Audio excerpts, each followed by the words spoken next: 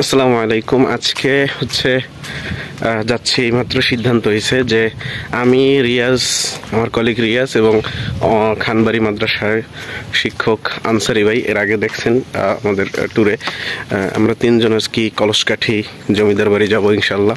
তো আমি বাড়ি থেকে রওনা দিয়েছি তিনটার ভিতরে আর কি গোলদার বাড়ি থাকবো, এবং আনসারি এবং রিয়াজ আমার নিতে আসবো ওখান থেকে। ধন্যবাদ, সাথেই থাকুন। তো আনসারি ভাই এবং রিয়াজ হুজুর তারা অলরেডি চলে আসছে আমার জন্য। তাদের সাথে আমি কুশলাদি বিনিময় করে আমরা রওনা দিলাম বাকেরগঞ্জের উদ্দেশ্যে। মূলত বাকেরগঞ্জ অত দূর যাওয়া লাগবে না আমাদের মূল শহর পর্যন্ত। এর আগে আমরা রোহিতার পার একটা ফিলিং স্টেশন থেকে আমরা তেল নিয়ে নিলাম। এরপরে আমরা হচ্ছে আমাদের বাকেরগঞ্জের সিনেমা হল নামক একটা জায়গা আছে, ওই জায়গায় সঙ্গীতা সিনেমা হল ছিল, এখন ওইটা চৌরাস্তা এবং বিদ্যুৎ অফিসের রোড, ওই রোড দিয়ে আমরা কলসকাঠির উদ্দেশ্যে রওনা দিলাম এবং তুলাতলি ব্রিজ এর উপর দিয়ে। এইখানের ভিউটা যথেষ্ট পরিমাণ সুন্দর ছিল, মানে আপনি বিশ্বাস করতে পারবেন না যে বাকেরগঞ্জের যে ভিউ, 14টা ইউনিয়নের যে মোটামুটি যে পরিমাণ সৌন্দর্য আপনাকে আকৃষ্ট করতে বাধ্য। ঠিক আছে, আমাদের চিন্তা ভাবনা ছিল যে আমরা কিভাবে যাব। ওই পাশে খেওয়া আছে, কলসকাঠির খেওয়া, এটা তো আমরা ওইটা দিয়ে চাইলে যাইতে পারতাম, কিন্তু চিন্তা করলাম যে আমরা যেহেতু বাইক আছে তো সেক্ষেত্রে আমরা এখান থেকেই যাই এবং প্রাকৃতিক দৃশ্যটা দেখতে দেখতে যাই। হালকা বৃষ্টি, হঠাৎ বৃষ্টি নামে গুড়ি গুড়ি। তো এরপরে যে ব্রিজের এপারে আসার পরে যে ইউনিয়নটা বাঁধে, এটা সম্ভবত গারুড়ি ইউনিয়ন, বাকেরগঞ্জের একটা নামকরা ইউনিয়ন, এবং সেখানে একটা দেখলাম যে টেকনিক্যাল স্কুল অ্যান্ড কলেজও আছে।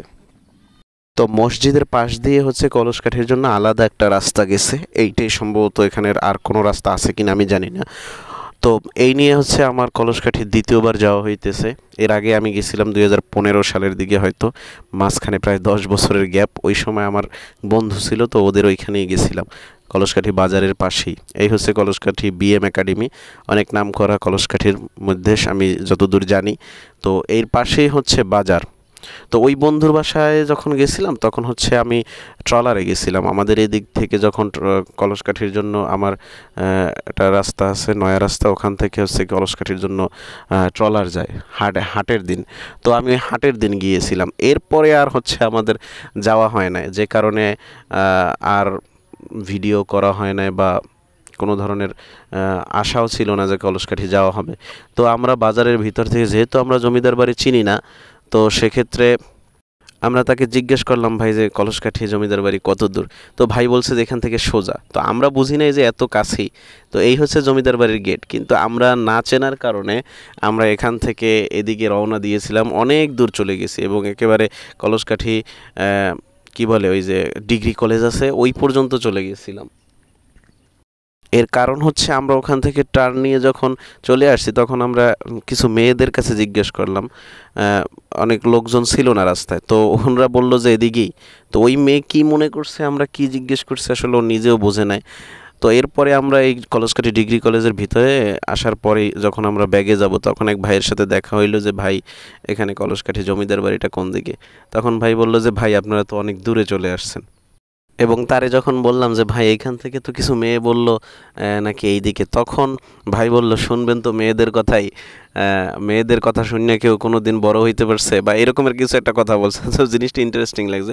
তো আমরা যখন পরে ব্যাক করলাম তখন আমরা এবং গেটের ভিতর থেকে যখন ঢুকছি ভাই তখনও বুঝি নাই যে এখানে ভিতরে কোনো জমিদার বাড়ি আছে। মানে মূলত হচ্ছে সামনে একটা মন্দিরের পর হচ্ছে এই জমিদার বাড়ি। তো আমরা যখন গেছি, আমি, রিয়াজ এবং আনসারি, ওইখানে আর কেউ ছিল না এবং মন্দিরের আশেপাশেও কোনো মানুষ ছিল না।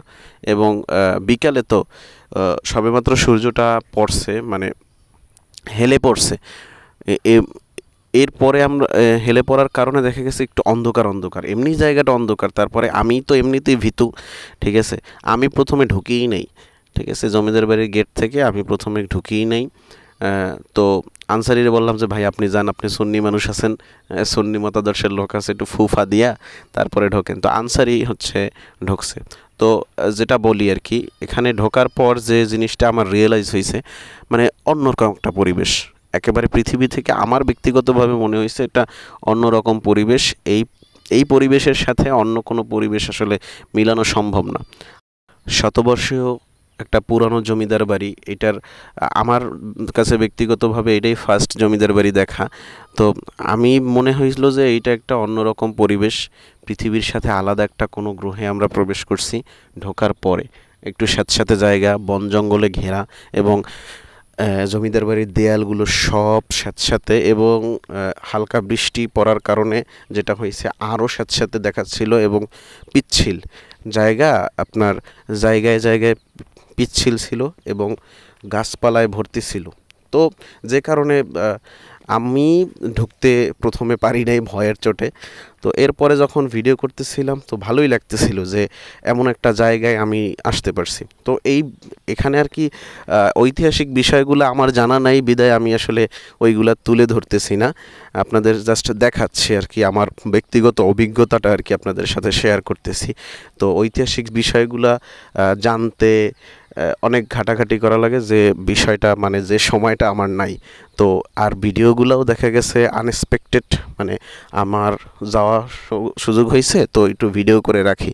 ভিডিওগুলো আসলে ওইভাবে ভালোও হয় নাই, তাই আর কি আপনাদের ওই ঐতিহাসিক বিষয়টাও আমি তুলে ধরতেছি না। যদি সম্ভব হয় সামনে ইনশাল্লাহ লেখাপড়া করে তারপরে আবার ভিডিও করব চিন্তা করছি, ঠিক আছে। তো তো এত পরিমাণ গাছপালা যে আসলে এক একটা জায়গায় ঢুকতে আমার ভয় লাগতেছিল। তো আমি প্রথমে আর কি জমিদার বাড়ির ভিতর থেকে মাঝ বরাবর একেবারে সেন্টার থেকে ভিডিও করতেছি, দেখতেছেন আপনারা যে অনেক পরিমাণ বৃষ্টি এবং পুরাতন হওয়ার কারণে কালো কালো দাগ পড়ে গেছে, এবং এগুলো সম্পূর্ণটাই বৃষ্টির কারণে স্যাঁতস্যাঁতে হয়ে গেছে। এই যে জায়গাটায়, এটাই আমি প্রথমে ঢুকতে পারি নাই। ঢোকার পরে আবার পিছনে ফেরত আসছি যে ভাই আমি যাইতে পারবো না সামনের দিকে, কারণ এত পরিমাণ জঙ্গল। তো তারা আমার সাথে যে রিয়াজ এবং আনসারি ছিল তাদেরকে বললাম ভাই আপনারা আগে যান। এই ক্ষেত্রেও আমি তাদেরকে আগে পাঠাইছি, কারণ এই স্যাঁতস্যাঁতে জায়গা, কোনো সাপ যদি থাকে, একটা ভয়ঙ্কর জায়গা যেখানে যে সাপের যে প্রাদুর্ভাব থাকবে না, এটা বিশ্বাস করা দায়। তো এই এই যে গলিটা আছে, এই গলিটা থেকে আর কি দেখলাম যে উপরের একটা সিঁড়ি আছে। তো এই সিঁড়িতেও আমি তাদেরকেই আগে পাঠাইছি যে ভাই আপনারা আগে যান, তারপরে আমরা যাব। কারণ অনেক পুরাতন, শতবর্ষীয় একটা ঘর, একটা জমিদার বাড়ি যদি ভেঙে টেঙে পড়ে, আরও কেউ নাই, আমরা তিনজন বাদে।